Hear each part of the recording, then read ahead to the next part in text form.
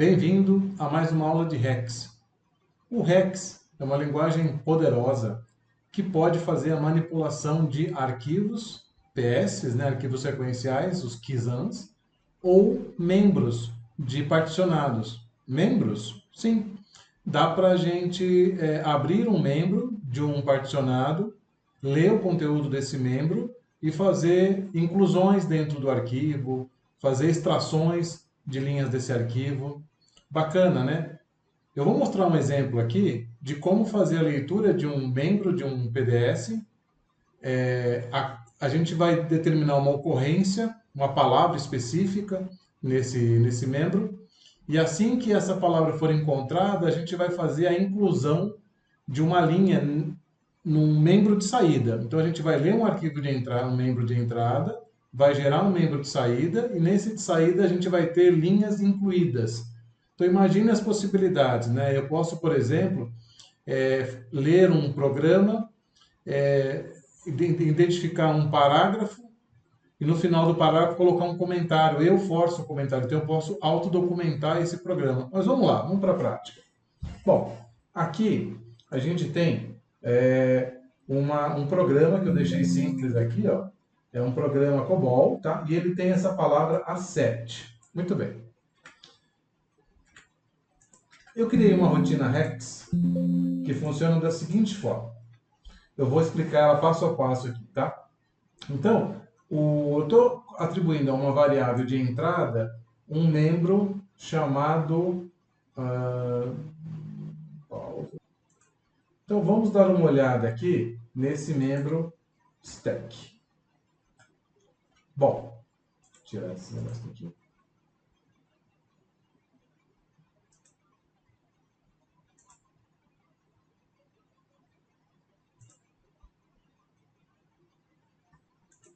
Então vamos dar uma olhada nesse Rex que eu montei aqui. Eu vou explicar ele passo a passo aqui, tá? Então essa variável in está recebendo um membro de entrada, é o prog01, e a variável out vai receber ou vai identificar o membro de saída, que é o prog03. Repara que eu estou com aspas duplas e simples, tá? Para que eu tenha isso como literal. Tá? Se eu deixar só com aspas duplas, ele vai acabar prefixando, vai ficar gr.gr.xx. Então isso aqui ele garante que o conteúdo é literal. Muito bem, duas variáveis aqui. Aqui eu faço o alloc, né? Eu estou alocando o arquivo de entrada e o arquivo de saída. O arquivo de entrada, de forma de reutilização, porque pode ser que alguém esteja usando, e o arquivo de saída é normal.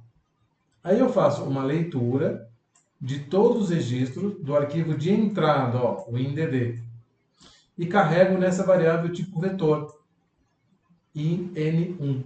Muito bem. Então, assim que esse ZecIO foi ativado, essa variável in1 recebeu todas as linhas daquele programa COBOL. Então, ela está carregada. Vamos supor que o programa lá tenha 30 linhas, criamos 30 elementos nessa variável. O in1, o in2, o in3 e tal. Aí eu abro uma pilha. Deixo uma pilha lá quietinha. Faço a leitura de todos os elementos do vetor, lembrando que o in0 determina o último elemento, né? E aí eu faço o seguinte, assim que eu leio a linha, assim que eu entro no loop, eu coloco na pilha, ó, na pilha eu coloco o primeiro elemento do vetor, ó, o i é 1, in1. Então, o que eu estou fazendo aqui? Eu faço um loop para percorrer todo o vetor e coloco uma cópia na pilha. Porém, tem um segredinho aqui, ó.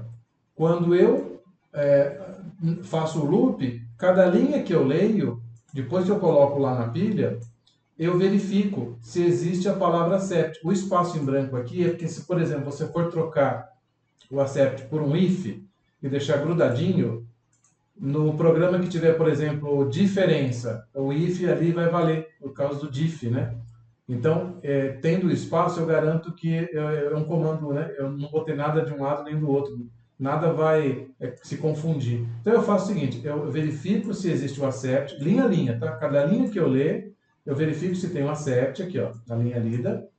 Se existiu, se encontrou o accept, essa variável vai ser maior que zero. Aí eu coloco mais um item na pilha. Então, eu estou colocando cada item do vetor na pilha E cada vez que eu encontro a palavra set, eu forço uma linha a mais nessa pilha. Então, essa pilha, essa stack, além de todos os itens do vetor, ela vai ter também linhas adicionais. Muito bem, então aqui eu fiz a transposição do vetor para a pilha. Aí eu zerei uma variável de vetor. Professor, por que você não usou o drop em 1 aqui em cima? Porque o próprio exec faz isso, tá? Mas aqui como a variável está crua, então eu estou fazendo um drop para garantir que ela não tenha valor nenhum. Aí eu crio uma outra variável de vetor que é igual ao total de itens da pilha. O queal é a pilha, tá? Então vamos supor que eu tenha 30 linhas lá no programa COBOL. Eu transpus 30 linhas do vetor para a pilha. E duas delas têm uma set. Então eu vou ter 32 linhas. Eu incluí mais duas aqui. Então esse queal vai ser igual a 32. Enfim, eu vou ter nessa variável elemento aqui, eu vou ter o total de itens do vetor. Aí eu faço ao contrário, olha que legal. Eu leio todo essa pilha, porque ó, o que vai acontecer? Cada vez que eu dou um pull, eu leio uma linha da pilha. E esse loop ele vai andar 32 vezes, que é o exemplo, que é o total de itens da pilha. Cada vez que eu leio uma linha da pilha, eu devolvo em um vetor aqui, ó, dados. Então esse dados aqui ele passa a ser a linha da pilha. Se a pilha é exatamente o programa mais as linhas adicionadas, eu estou fazendo ao contrário, que eu estou colocando nessa variável vetor as linhas da pilha.